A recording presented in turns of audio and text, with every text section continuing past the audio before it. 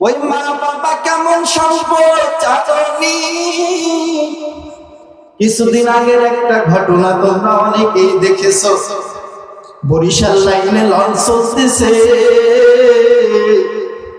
কিছু দূর যাওয়ার পর স্ত্রী তাকাইয়া দেখে লঞ্চের চতুর্দিকে আগুন লাগিয়ে গেছে।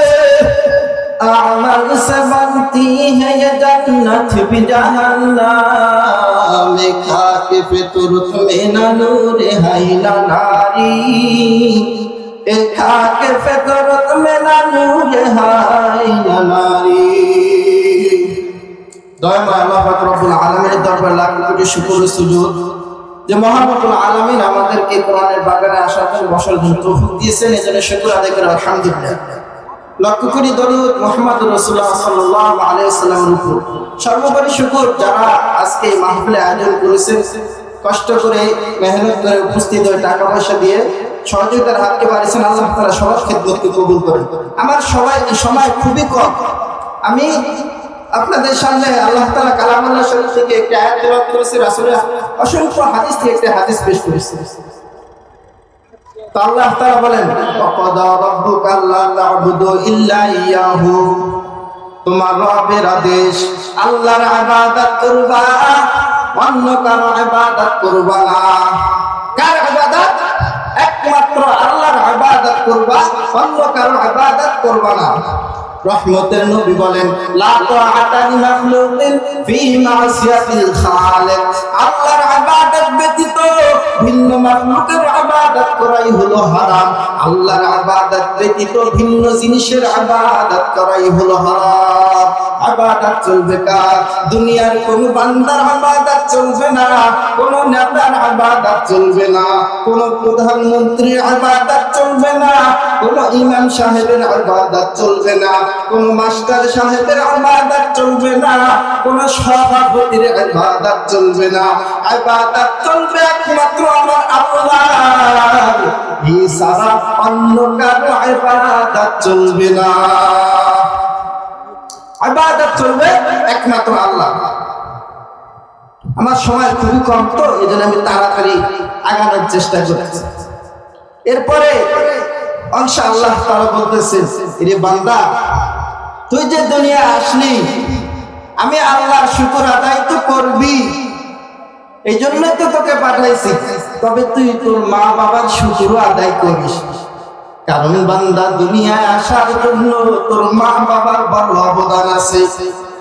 তোর মা বাবার শুকর আদায় করবি। ওয়াবিল ওয়ালিদাইনি ইহসানা, ইহসান করো।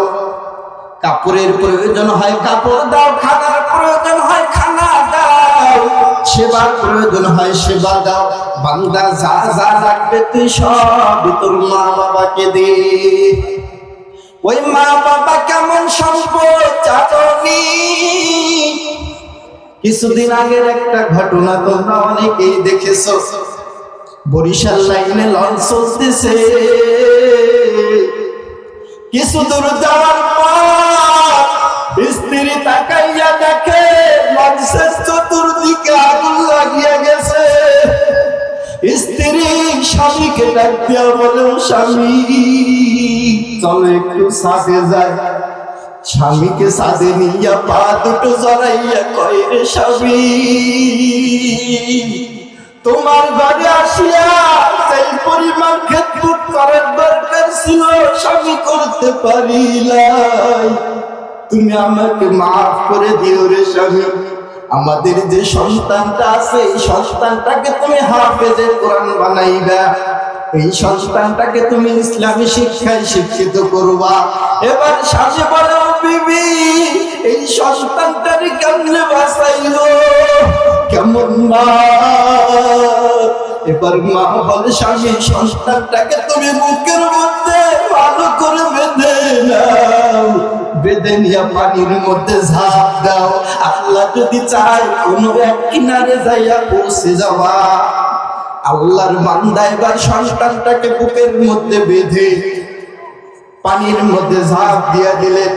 আল্লাহর বান্দা সন্তানকে নিয়ে সাঁতরাইতেছে। কিছু দূর যাওয়ার পর আল্লাহর বান্দা হয়রান হয়ে গেল। মনে হয় সন্তানটাকে ছেড়ে দে, আবার ছেড়ে দেয় না কারো। তার স্ত্রী ওই লঞ্চের মধ্যে আগুনে পুড়িয়া মরতেছে।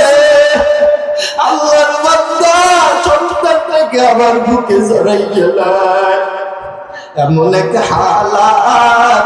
তারপরেও বাবা সন্তানকে ছাড়ে না। সন্তানের জন্য মা লঞ্চের মধ্যে আগুনে পুড়তেছে, আর বাবা এই কষ্টের মধ্যে সন্তানকে বাঁচানোর চেষ্টা করতেছে। ও সানিয়া জানের মুসলমান, তোমরা মা বাবাকে কষ্ট দাও আর মা বাবার কাঁদাইও না। ওই মা বাবাকে কষ্ট দিয়ে তুমি কোনদিন দামি হইতে পারবা না রে।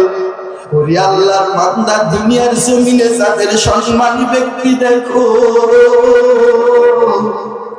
তাদের কাছে যাইয়া বলিও ভাই এত বড় হইলা কেমনে? আল্লাহর বান্দা বলবে আমি মা বাবার বড় দোয়া পাইছি, এই জন্য বড় হয়েছি। আজকে আমি এই জায়গায় কথা বলতেছি, আমার কোনো অহংকার না, আমার কোনো গর্বের বিষয় না। কিছুদিন আগে মা বাবা আমার মাথায় হাত রাখিয়া দোয়া করেছে, সন্তান আল্লাহ যেন তোকে দিনের খাদেম বানায়। এই জন্য মা বাবাকে ভুলিয়া যাইও না, মা বাবার শুকর আদায় করবা। মা বাবার শুকর আদায় যদি না করো, সাহাবী আলকামার মতো ঘটনা তোমার হয়ে যাইতে পারে। আল্লাহর নবীর সাহাবী কত বড় দলিল কদর সাহাবী, মরণের আগে মুখে কালিমা জারি হয় না। যখন মা বেয়াদবি মাফ করে দিয়েছে, তখন তার মুখ দ্বারা কালিমা জারি হয়েছে।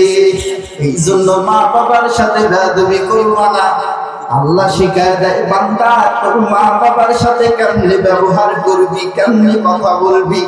আল্লাহ পরের অংশে বলতেছে, ইম্মা ইয়াবলুগান্না ইনদাকাল কিবরা আহাদুহুমা আও কিলাহুমা, যদি তারা তোমার জীবদ্দশায়, বলে তোমার মা অথবা বাবা, যদি তারা তোমার জীবদ্দশায় বার্ধক্য উপনীত হয়ে যায়, যে দুর্বল হয়ে যায়, জয়ীফ হয়ে যায়, তখন তোমার মা বাবার সাথে কেমনে কথা বলবা, কেমনে চলাফেরা করবা। ফালা তাকুল্লাহুমা উফিন,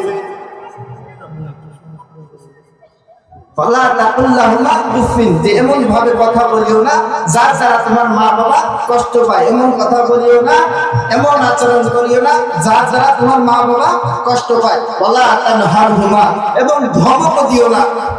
মা বাবার সাথে এমন ভাবে কথা বলো, নম্র ভাবে, ভদ্র ভাবে। সময় খুবই কম, বুঝাইতে পারতেছি না সবকিছু। আল্লাহ পরের অংশ বলতেছেন, তো এইভাবে যদি কথা না বলি কিভাবে বলবেন? আল্লাহ বলেছেন, আল্লাহুম্মা কাওলান কারীমা, সম্মান দেখিয়ে কথা বলবি বান্দা বান্দি, সম্মান দেখিয়ে কথা বলবি, আদবের সাথে কথা বলবি, ইজ্জতের সাথে কথা বলবি, বেয়াদবির মতো করবি না।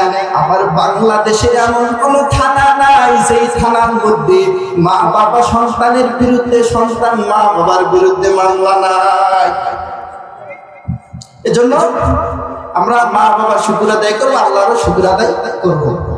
তো আমার সময় খুবই কম, মেহমান হুজুর চলে আসছেন, আপনারা দেখতেছেন হুজুরকে বসিয়ে রাখা, কথা বলা বেয়াদবি। আমি হুজুরের কাছে মাফ চাইতেছি, সবার কাছে মাফ চাইতেছি। যে কথাবার্তাগুলো হয়েছে, আল্লাহ তাআলা ভালো কথাবার্তাগুলোর উপর আমাকে আমল করার তৌফিক দান করুন, সবাইকে আমল করার তৌফিক দান করুন। আখিরি তাওয়ানা।